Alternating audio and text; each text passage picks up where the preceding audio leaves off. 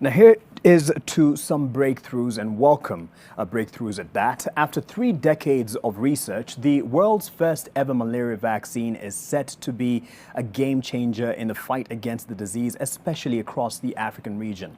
Now, after a series of pilot immunization programs in Kenya, Ghana and Malawi, the malaria vaccine targets children below 2. The vaccine will be rolled out across sub-Saharan Africa and the rest of the region. Helen Aura reports that there are an estimated 3.5 million cases and 10,700 deaths each year in Kenya, with those living in the Western Belt being the worst exposed. According to data released by the Africa Institute for Development Policy, malaria kills more than 650,000 people each year, with majority of the deaths occurring in Africa.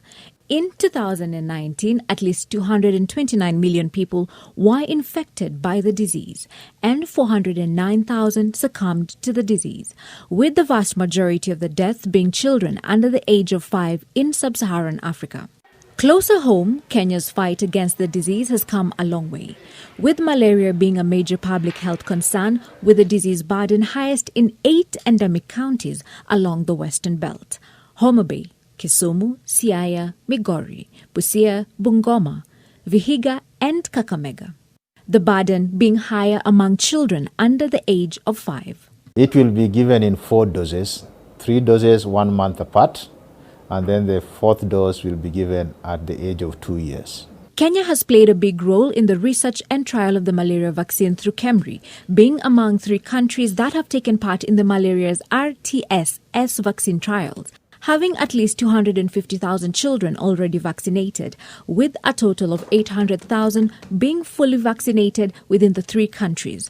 But vaccination is just one of the tools to fight malaria.